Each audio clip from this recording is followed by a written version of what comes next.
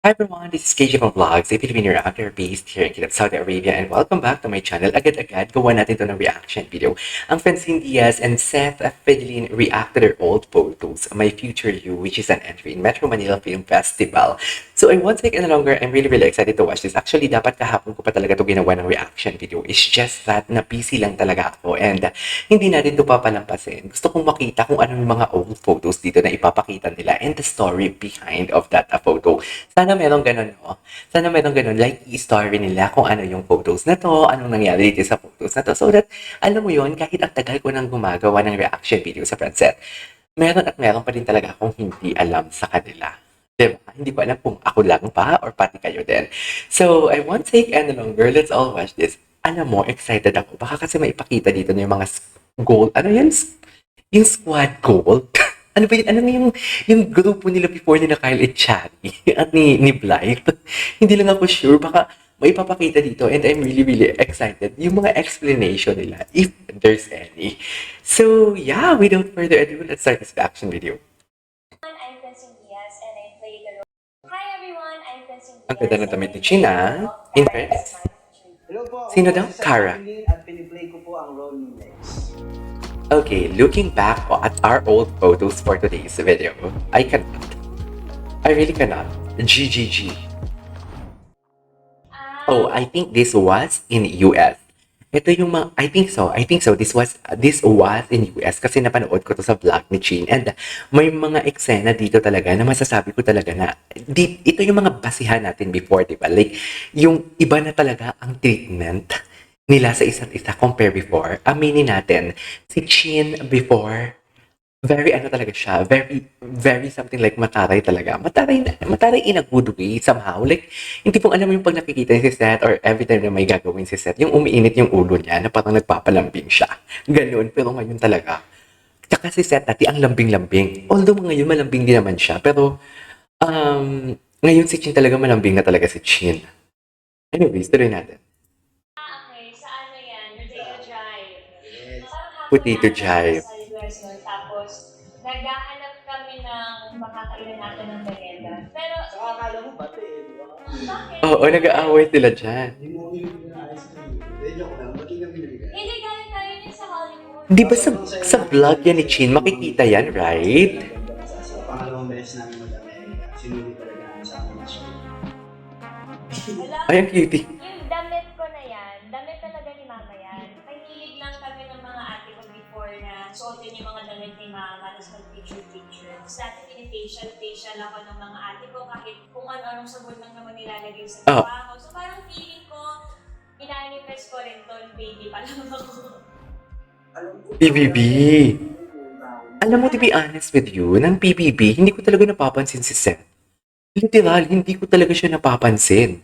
Sino nga yung kabatch niya sa PBB? Sina Marco, no? Sina Heaven? Tama ba ako?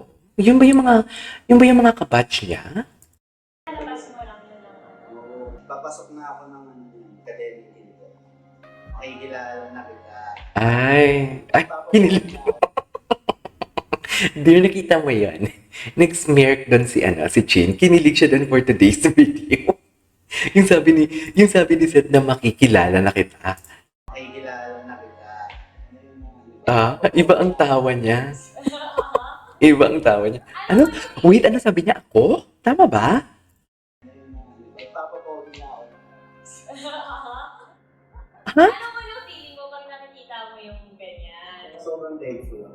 Sobrang pasalamat sa Oo, sobrang malayo. Right? Parang bahay. Tanda ko yan, 2020. Sobrang simple lang talaga namin kasi mag-celebrate. Siguro, Christmas? ito parang tradition namin talaga yung sama-sama. Mm. Yung nag-uumapaw na love for your family. Parang pag nakikita mo sila, pag may ingay kayo, pag magulo kayo, mas nung mo nakikita na, ay hindi ko ito ipagpapalit sa kahit ano. Yun yung totoong yaman sa Kasi mga pinakamasayang Pasko.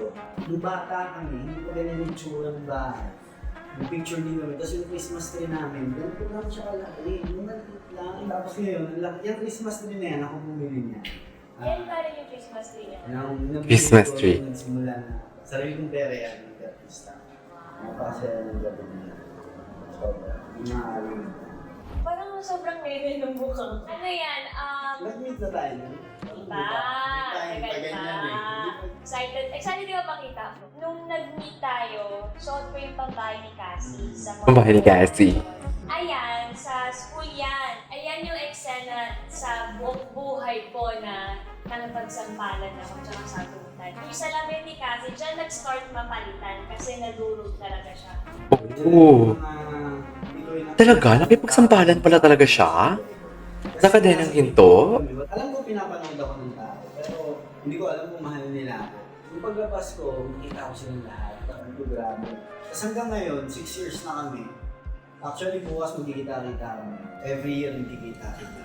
Para sa Nakikipag-meet siya sa Setsters talaga. Setzers.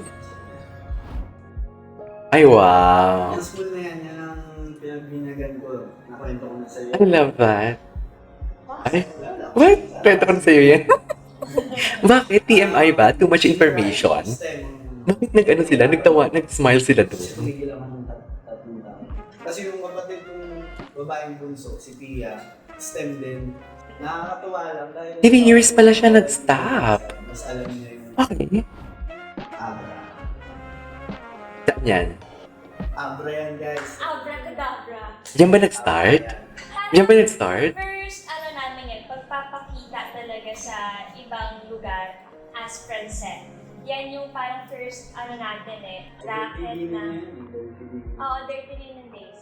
Dirty Linen. Simula nang nilabas yung friends. Kaya iba rin yung feeling kasi hindi rin namin in-expect na may magmamahal sa akin. Pero di ba before the Dirty Linen, may friend set na talaga? Dalawa. So, sa amin mga gabi. Tsaka batis. Tsaka ba't di sila? Looking back, ay tapos na? Yun na yun? Thank you so much for watching, everyone. Abangan po Ano ninyo ang piti live naman? this December 25 po. Official entry para sa MMFF ng Regal Entertainment and directed by Crisanto B. Aquino. Okay. chance. Last 1-0. chance. Ikita tayo. Kahit di tayo magkita, sabay lang. Let's be Okay. And let's wait for the Alright, there you go guys. Ito naman for today's video, which is Stephen Diaz and Seth Vidalin react to their old photos. Actually, nabitin ako.